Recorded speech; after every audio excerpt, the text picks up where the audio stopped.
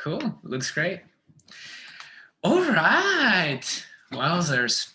So I didn't really prepare like a super, structured, facilitated chat, but I think the kind of what I thought we could do today is like just do kind of a little bit of check-in. I guess we kind of naturally tend to default to that anyway without even mentioning this. But I'm kind of curious about your expectations for this call, or like, is there anything that kind of comes up from there?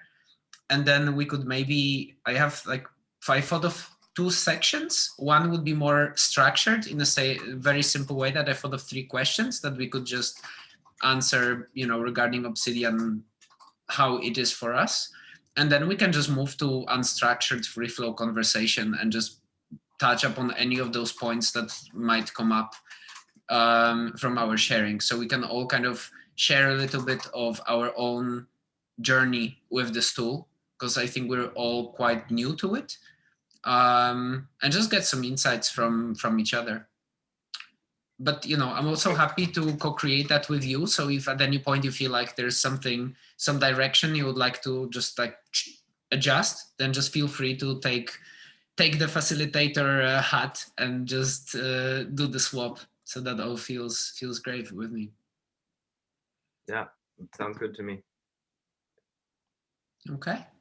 Me as well. So would you like to share a little bit about your expectations, or kind of first maybe how are you arriving to this call? Let's start with just like a little moment of grounding as we're all here.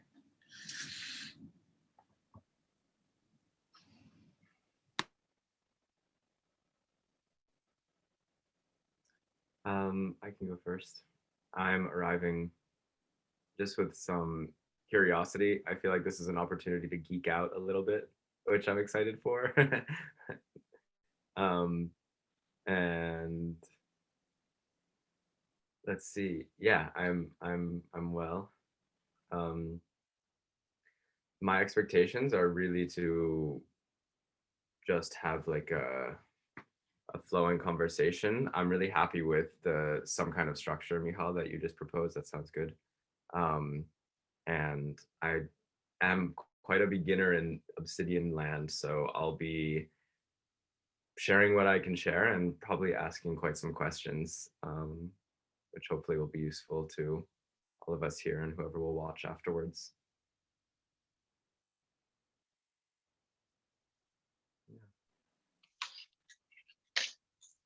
Thank you for sharing. I can go next. I'm arriving with a lot of thoughts about work and stress, but I think already I feel better. So thank you for just your presence, apart from the Obsidian stuff, I think. My general expectation was to get a better understanding of how you actually find it as a long-term tool and how you actually use it, because I downloaded it and I started using it a little bit, but I also find this tendency in myself to try and find something that's really in it for the long term and optimize my general knowledge management and note taking. So I guess like this use case for me is a bit of a judgment of, is this the thing, or are some of the things that I already have good enough, and is it not worth migrating? So that was the central question for me about Obsidian. And also thank you for doing this with us. Okay, so I'm arriving a little bit scattered. I had a very intense, crazy morning with things just changing last minute and like all over the place.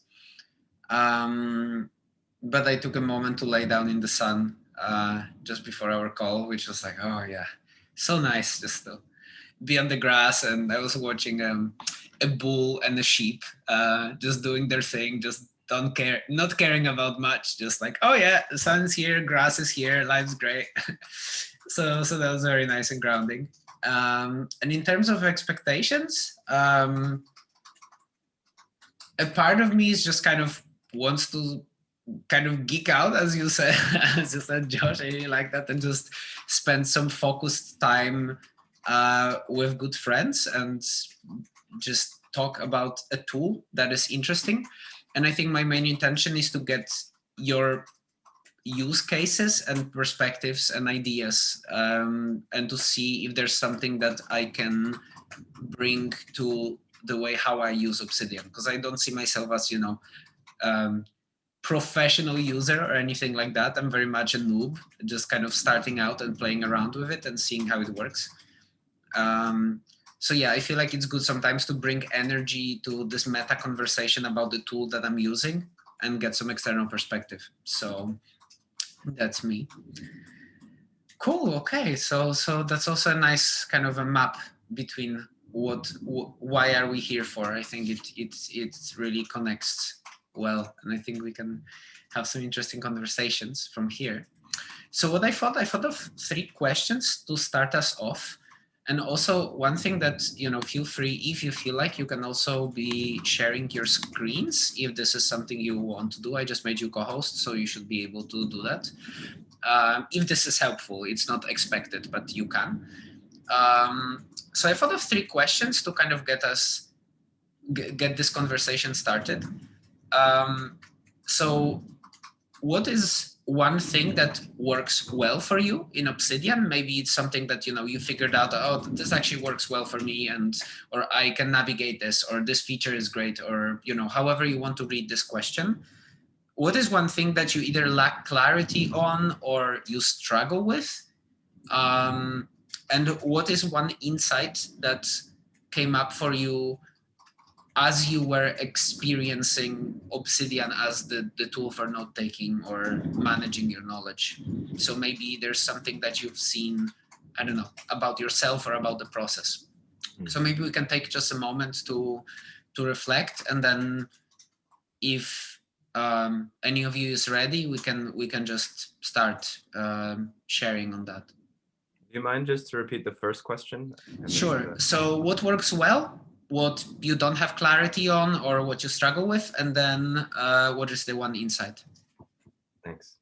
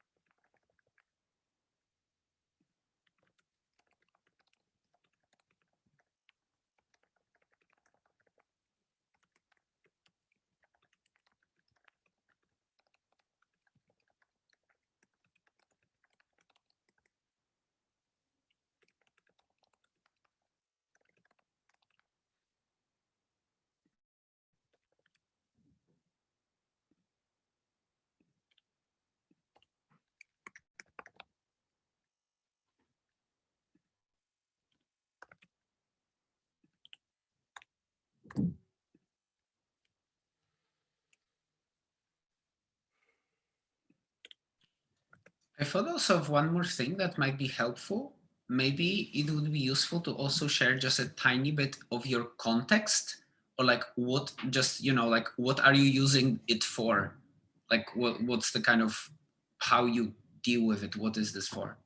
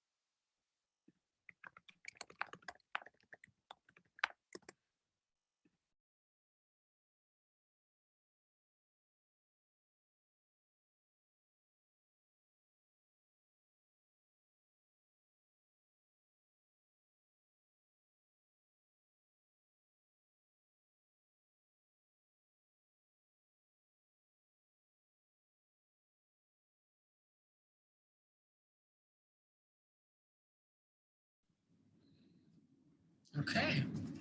Anybody would like to start?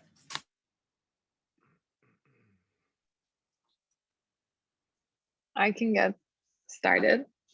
So in terms of the context, I guess two important information bits for context would be, I was interested in Obsidian to do more writing, if that makes sense, and organize my notes. And as a background, like I use Trello a lot, and I use it both for sort of archiving the things that I find interesting, like everything from my recipes to an article I read is usually on different Trello boards. And I also somewhat use it for note taking, in the sense that if I was taking certain notes for writing later on about a certain topic, that would also be in the Trello card.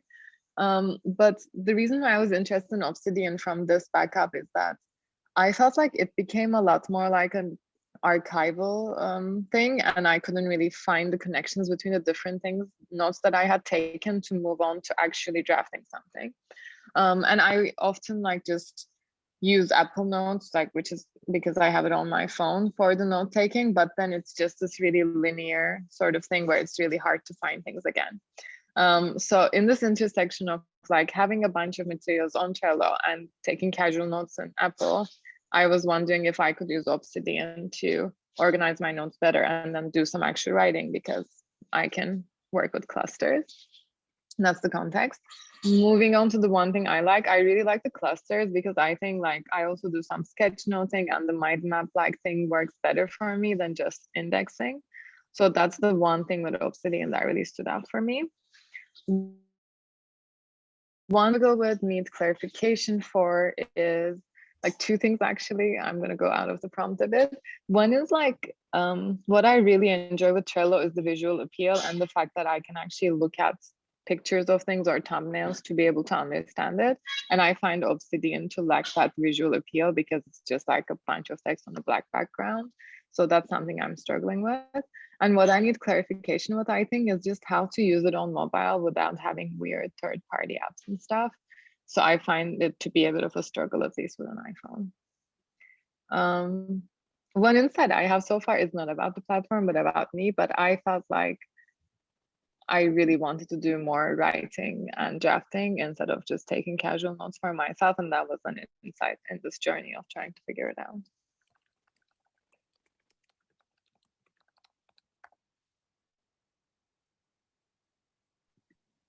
Thanks for sharing. Okay, so I can go next. I think one thing that, okay, so for context, ideally, I would like Obsidian to be just kind of everything for me, like, you know, gather everything in one place. And I love the idea of having it offline. So this for me is a big benefit, because I would like to be able to work offline most of the time. And then just connect to the internet whenever I need to do some internety stuff. But I don't like the idea of having my tools being online based.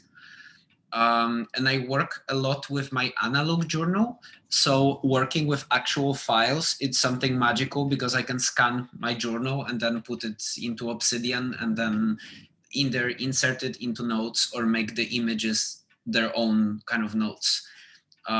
So this is kind of my context. And yeah, I would like to use it for writing, for documenting my personal projects, to writing documentation for our business, creating new content, all different things. I was even thinking of using it for like contact manager and like keep track of my relationships and this kind of stuff, but it just doesn't really work at the moment for me. But ideally, if everything could live in one place, that would be perfect, or at least as many pieces of my digital life. So I would like it to be my center of digital attention, so to speak. So I start my computer and I open Obsidian, and I can do 80% of my work there.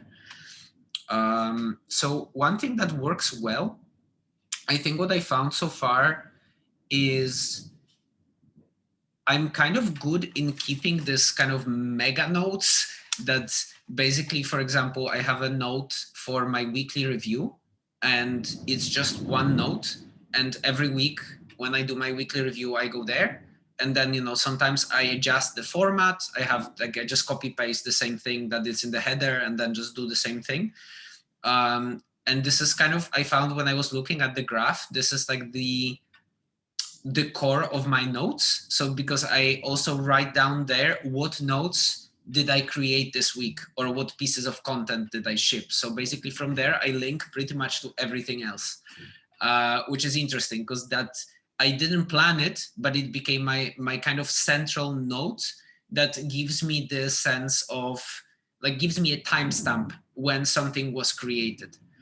And you know, I haven't started there, but kind of I arrived at there, and now I'm doing it consistently. So I've noticed that this made it very easy for me.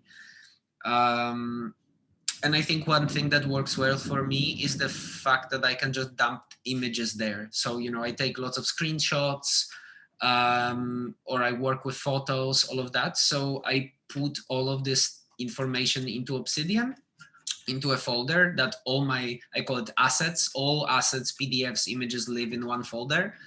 And this kind of forces me to be more deliberate about what I save and forces me to name files correctly. So, you know, everything saves to desktop by default. So I'm forced to clean it because I hate when my desktop has anything on it. And then I just move it to Obsidian. But as I move it to Obsidian, and I rename files to have names that then I can find when I need it. So this, I think, works quite well for me. One thing that doesn't really work, or I haven't found my way yet, is linking notes.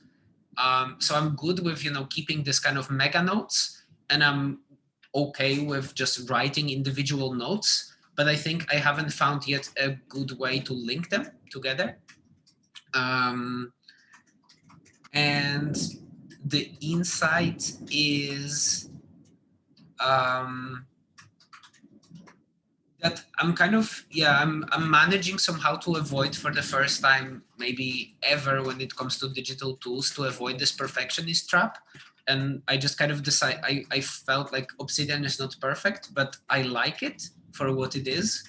So I've decided, okay, this time I'm just gonna commit to it, and I don't want to swap. Like, I am committed that this is my tool, and I'm not considering at all moving somewhere else. And I'm kind of my intention or hypothesis is that just by the fact that I committed that this is my tool, it eliminates all potential rabbit holes, and it forces me to find my way to make it perfect for me, which will happen over time. So I think this is something that I learned. And I also learned that, like, just doing more scans of my journal, this prompts me to do that, because now they live as individual notes. So this is kind of useful insight for me. How about you, Josh? Super nice points here from both of you. Yeah, so let's see. I downloaded Obsidian about a month and a half ago, I think. And I did so because Michal mentioned it once, and I was looking for something that I could use offline. That was the first starting point. Yeah, I was using Notion before a lot. And well, first of all, it was the offline issue. And second of all, Notion, it has so many functionalities, and it's also laid out in a way which can be really useful and cool in some ways, but it's laid out in a way that feels a bit clunky, I think. And when I go to Notion to just like write ideas, I'm all of a sudden, I don't know, it's like entering Wikipedia or something. And then I start clicking on everything, and then I'm kind of lost in my own brain of Notion. So yeah, Obsidian, I've found now since starting to use it, is just like, I can arrive here, open it up, and just boom, immediately start typing and processing and just going in. And like, there's not this distraction of things to, embed, or tables to make, or galleries, or images to rearrange, or tags, or all of these things. It's just about first, like, opening a new blank page, which is super simple and clean looking, no formatting options that you can see, and just writing. And I love that. That's been really helpful to me. So yeah, offline, and being able to just like quickly start typing, low formatting, it's really approachable. And the graph, is both good and a struggle because I don't fully understand how to make use of it yet. When I look at it, it's really appealing and it's like does give me some visual reference to how these notes are structured and connected to each other. But I'm not sure exactly, for example, how to relate to using hashtags versus, I don't even know what this other thing is called when you basically make a new page within, like a link to another page within one page, a backlink maybe. So that's kind of, yeah, a struggle, just having a system for really knowing how to use that. And the mobile issue I haven't sorted yet, and I would love to know how to do that. And then let's see. Yeah, so my insight would just really be that I can, yeah, just this element of being able to go to enter and just begin free flowing and writing. And so, yeah, just to give a little bit more context going backwards, the reason I'm using it as well up front is mostly for kind of personal processing and creative processing. So I'm not really using it to manage tasks or do kind of like do things related to scheduling or deliverables. I'm using it mostly for writing creative content, sparking ideas for myself. Yeah, and maybe I would start like a project proposal just to get myself started, and then I could copy paste it into a Word document so I could just format it and send it around or something like that. To know, that's kind of how I'm relating to it now. But I would really like to, I think, as you said, Michal, like bring more and more into this space as much as possible. Yeah. So I would love to see also your how Obsidian looks for you. I'd be happy to share mine as well if that's something we want to do. Go for it. Show us. I mean, this part, the next part, there's no structure. So I think we can just maybe follow curiosity. And if any of you has any other question or something to share, just feel free to take the floor. Okay, cool. So here you go.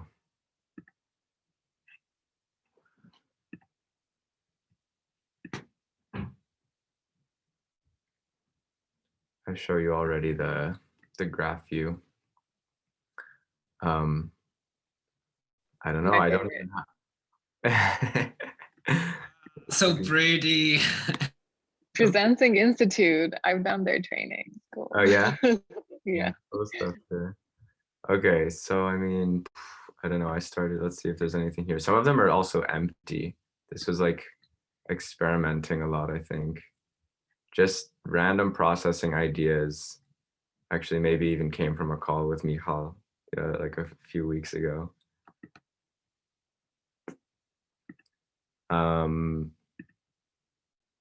Let's see. Having some random writings here. Nothing's really linked. I think I started linking things and I don't think I've filled them out yet. But it is nice to like have these bookmarks in pages, like, yeah, like what I just did of having this whole reflection and realizing, oh, maybe there's more of a concept in that I want to come back to. And so then I can link it and I can notice that and I can then go and reflect in that context at a later point. I think that is really useful. And yeah, also these vaults, I have one only, which is just general notes. And then the other one is like the standard one, which is the help. Yeah, I don't know, anything you want to see or talk I hadn't noticed the vaults at all. Okay. The vault, oh, here. Yeah. I can try that when I'm on my laptop. there's like the one that already comes pre-installed, and then yeah, you can make, I guess, as many as you want. So basically you just create kind of new instances of Obsidian, so you can have, you know, your different projects separated into different vaults. Basically, that's, I guess, the main idea. Yeah. Or interestingly, I guess you could also create, I mean, I don't see why not. You could create two vaults that are actually using the same files, but just look through them via different lenses. So, Whoa. you know, you would still probably, I mean, the files would be called the same way, right? But you could, for example, color your graph in a certain way that would arrange them differently, maybe. Just a thought. I never really tried it, so I'm not really sure. I have a question. So how did you come up with the graph looking this way? Did you kind of thought, did you architectured it? Like, okay, I'm going to have those central focus points and then nodes are around, or was it kind of an organic process where things just kind of emerged to look in that way? I think this was completely organic. The only thing I did really with the graph is that I chose to show the hashtags as well. Because I think on default it's not that way, but no, I have not put in any intention into structuring how the graph looks really. It's just coming out of how I'm writing notes and what I'm linking to. And for now that's actually really,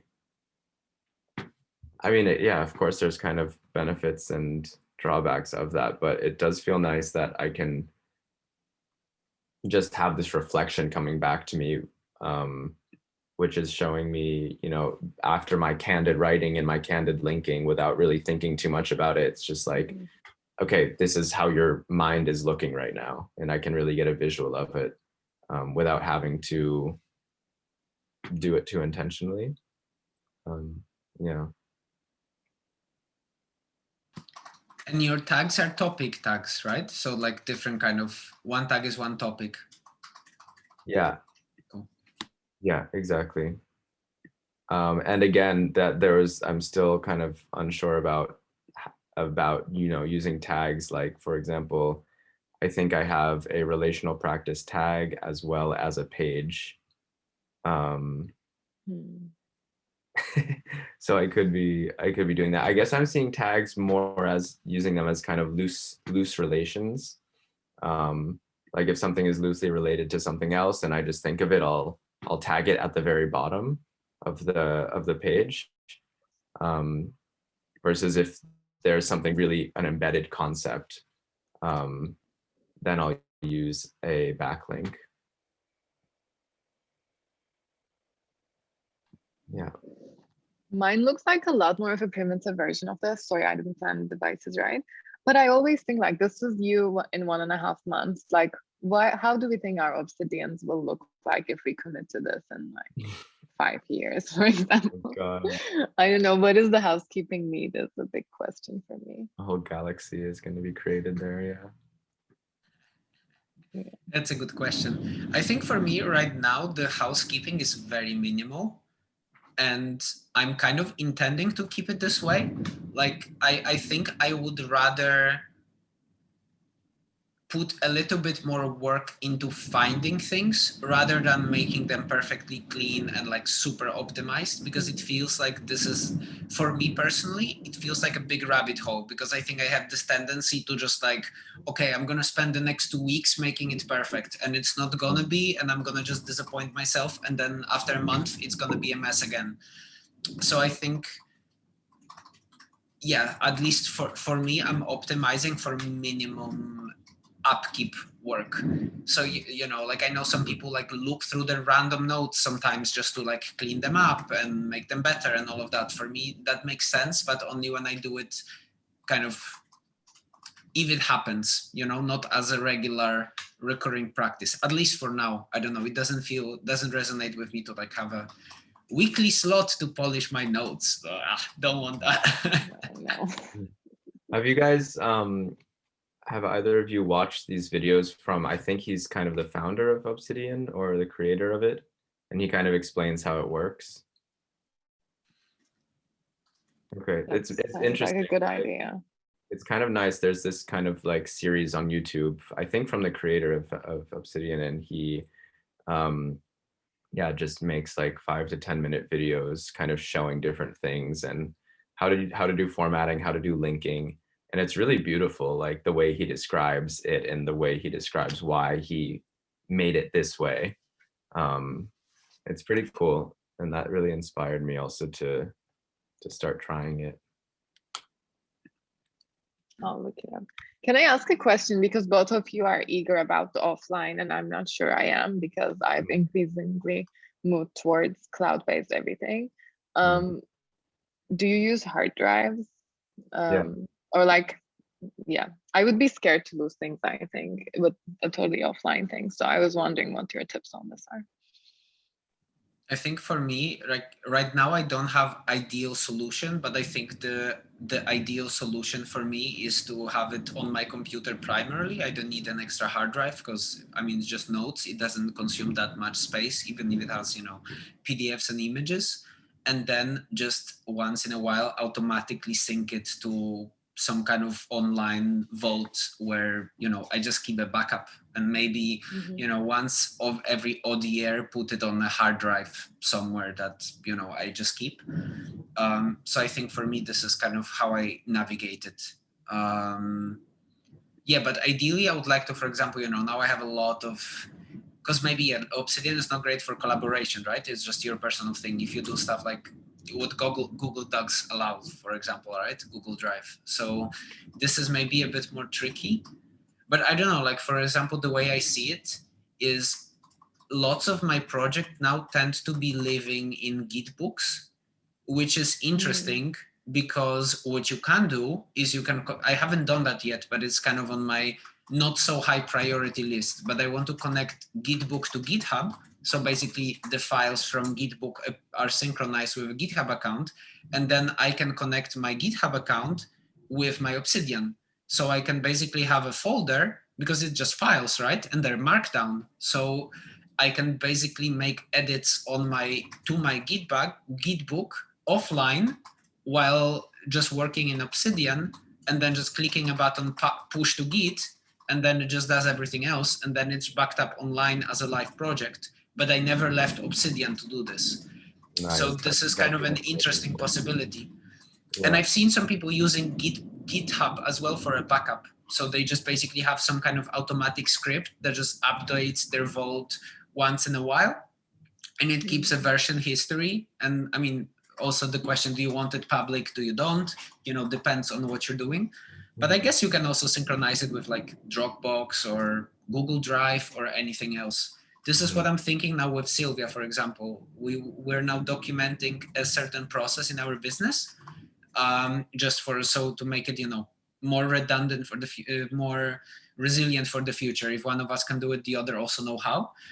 And we do it in Obsidian. And then the idea is that we're just gonna sync that particular folder with Google Drive so we can both see it. And, you know, it doesn't really bring the problems that we might be working on it simultaneously because it's just documentation. So we're gonna update it every, you know, once a year or not even. So there's not like the collaboration problem. But I could see also that, you know, like you can write a draft, have a shared folder, and then it updates in another person's computer, and you just need to not edit in the same time, because I guess that might cause issues. Okay. I love the Gitbook GitHub idea. That also sounds really cool. If you can sort out how to do that.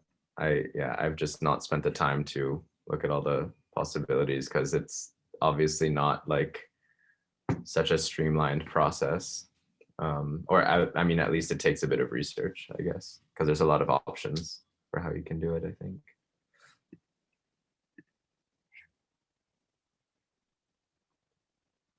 Yeah. But and that would that be your solution as well for mobile use, Michal? Like then using a Gitbook app or something? I think for mobile, I know that Obsidian, I think either just released or is about to release a mobile app, and first it goes to paying customers, but then it's going to be pushed to everyone. So basically, I'm just kind of thinking, it's happening. If it happens in half a year, great. If it happens in a year, okay, it takes a moment. But I'm kind of, in a way, I'm very attracted to the idea that my main work happens on a computer and not on a phone.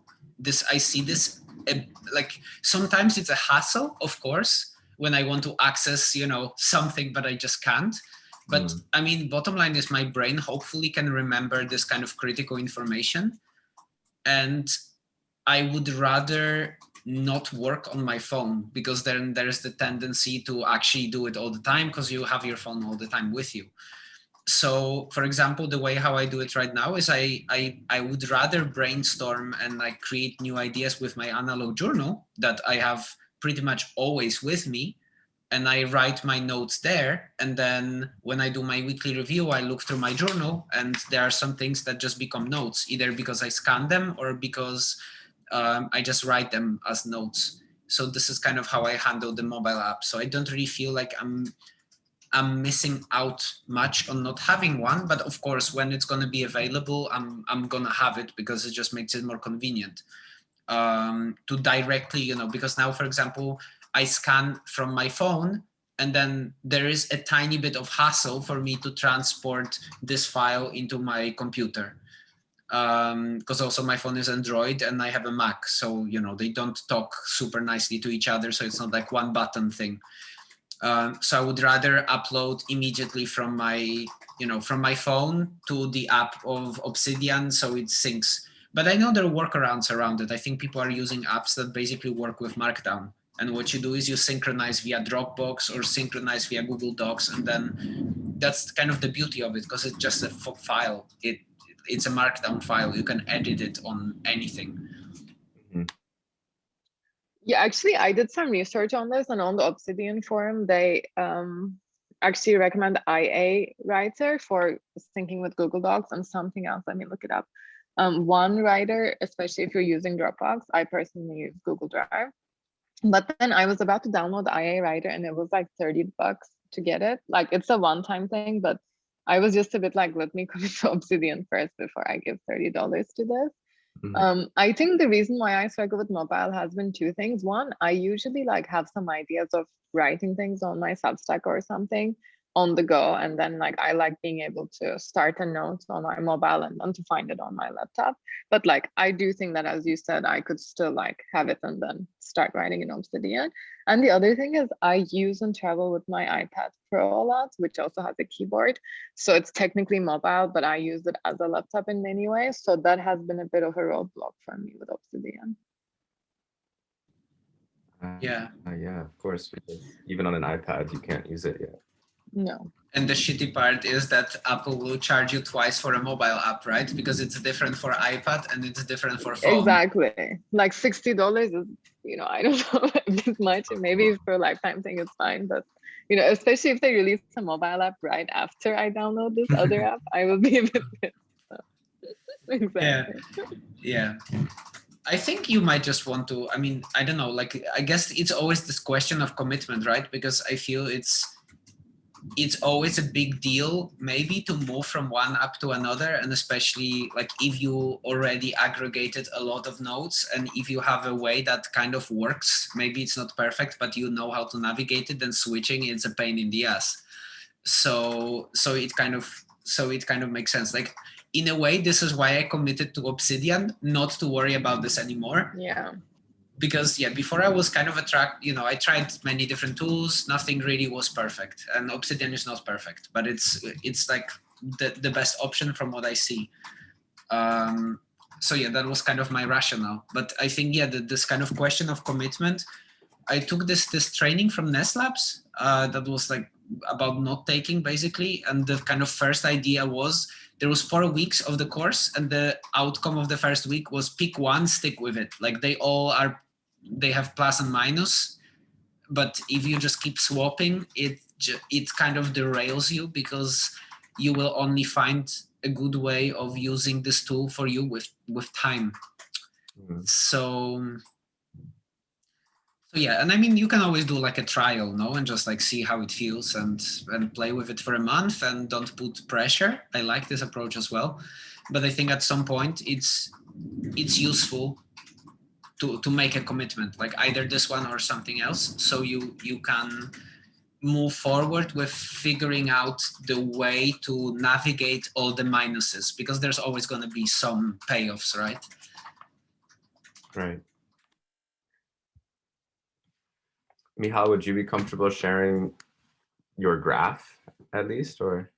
Yeah, sure.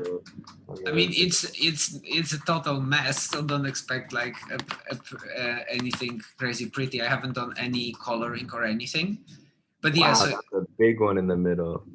that's my weekly review. You know, this is very funny, but basically I have just this like format, and I kind of do just like simple plus minus next, my notes and shipped content, insights, and sometimes if I make like a big decision that I was struggling with for weeks, I tend to get stuck in decision making process, then I just write it down. So, you know, I have my date, and then I just do this, and this links to all the other notes. That's why it's so massive. And because I do it for every week in one note, that's why it links to other nodes. So this is kind of funny because this note, it doesn't connect to everything, but it connects to a lot. And then you can see like I have a lot of orphan nodes that are just kind of, that's where I'm experimenting with things and I'm not sure how to link them. I don't know, like crypto 101, you know, I started to explore a bit the world of crypto, but it doesn't really connect to anything at the moment. It's just like a node I have. But this week I will connect it with my weekly review because I created it this week to start documenting stuff. So this is kind of how it works. I think I still struggle with, like, I would like to have this maps of content, you know, like to have this kind of few different dots that help me navigate how I move between things. But I think part of it is that I still haven't found the ideal way of like, what do I actually want my Obsidian to have? You know, like, so for example, I have assets, which is everything from PDF to JPEGs. And, you know, this is like scans from books and images and PDFs and logos and like whatever, you know? And it kind of, it's a bit of a mess, but it feels good that it's in one place because I know I can find everything there. And then I started experimenting with making like CRM there, but it just doesn't work. Like I could see, you know, like in half a year, I put like 3 names and just can't be bothered to do it. So it just doesn't work. I tried with like creating a folder with stuff for our business. And I think this is a good idea because this is a folder then I can sync with Silvia. So we can see that, and this is more like a documentation type of thing, you know? And again, this is just like tools that are growing. I have my literature notes. This is something I feel very attracted to, but I just never can be bothered to do it. So like, you know, to have the actual, like just source. Okay, this is where it is, where it's from, blah, blah, blah. Who wrote this? Where does it live? But it just never works. I can't be arsed to take extra notes about just literature I read. I would just rather put it in one place. And then I have this like recipes. So this is, you can see like it started as just as normal notes, but then I figured out that actually those are files. So this is a Markdown file. So if I name it correctly, I can push it to my website immediately from there without renaming and doing anything.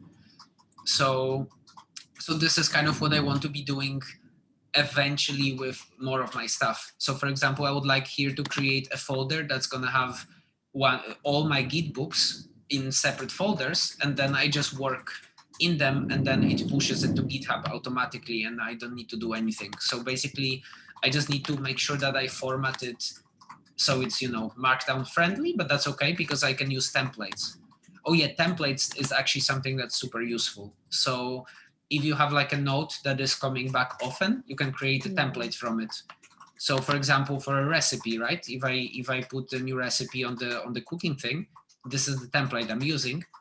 And whenever I want to use it, I just create a new note and just make it from the template. I have one for creating content, which is kind of like a format I like. So I just follow those steps and then I write it. You know, I would like to have more workflows for other stuff. Yeah, and then the rest is a bit of a mess. Like, you know, I have things that is like published things, but writing, this kind of things that I'm writing, but I'm not really writing it. So it's like, it's the rest is a bit of a messy thing. So I haven't really figured this out. But I guess maybe my problem is that I want everything to be in Obsidian. I think this is good, but it's also tricky because, like, you know, things for your life and, like, you know, like address history. I moved a lot in my life and I need to keep a log of different addresses for like legal reasons. So, you know, this lives here as well. And then questions and like coaching notes and reviews and ideas for products. So this is still not very clear.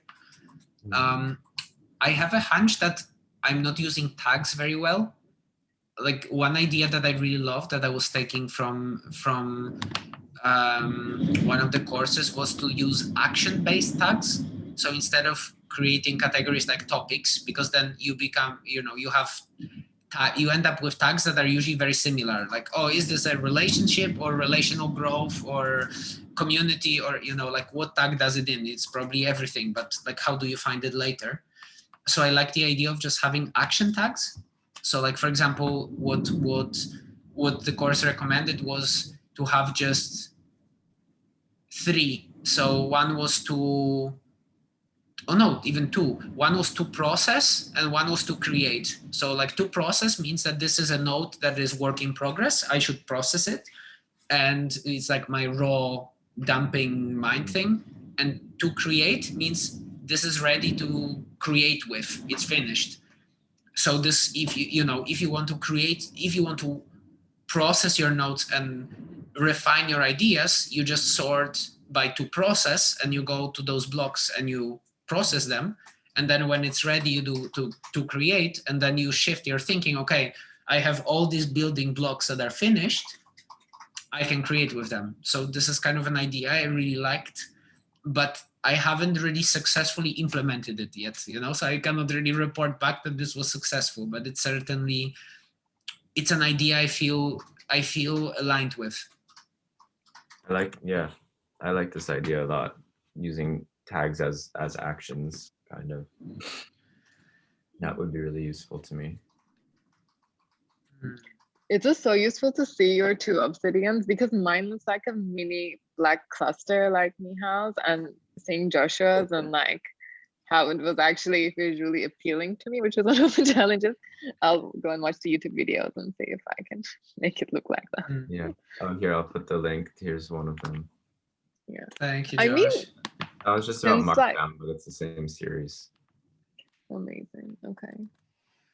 I have to say, like, I'm having a bit of an aha moment as we speak, and I think what is calling me is to just use Obsidian for my writing, because I do resonate with what you said at the beginning, Joshua, which is that it's like just you go there and you write, and maybe not worry too much about whether this is for everything. Maybe it's better for me to just use it for my creative writing, and that's it. Is what came to me as I saw your different things and learned more about it.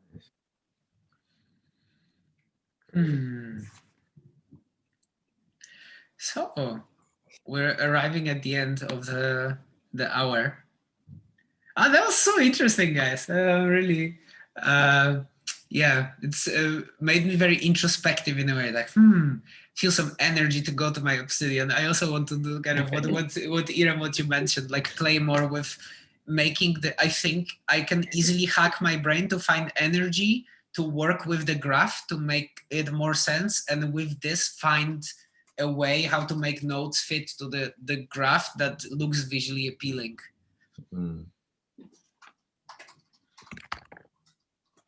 Do you have any insights, Josh, from today, or any kind of like action point for yourself, or anything else that came up?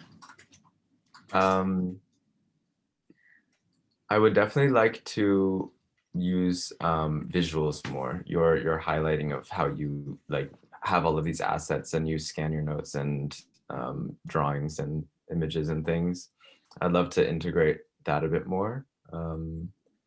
And yeah, also, I don't know, I'm having more fire to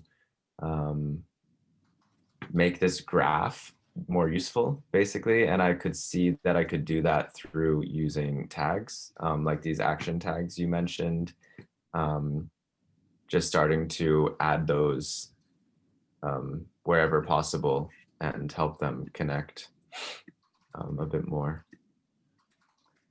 Yeah. Cool. Still a bit like this is very new and overwhelmed, but I don't know. I start to see more possibilities and start to find some more clarity and excitement for it. I think this is, the usual promise that, hey, you're gonna get this tool and life will be perfect immediately. Nope. No, it ain't. So hard to accept that it takes time. But yeah. So thank you so much for this. This is super cool. We have our Telegram group. If you ever have any questions or insights or prompts to share or want at some point to have another call, just right there. Super happy to do more of these. And thank you for coming today. That was lots of fun. I really enjoyed that. Yeah, thanks for the invite. This Thanks for was bringing us awesome. together. Yeah, Thank you. good to learn in this way. Thanks, Michal. Thanks, Idem. Yeah, this was like such a resolution of many roadblocks because I was really close to just forgetting about it and sort of not spending the time to figure it out. But this inspires me to actually spend more time with it. So thank you. Okay, so have a wonderful day. Thank you. You too. Before we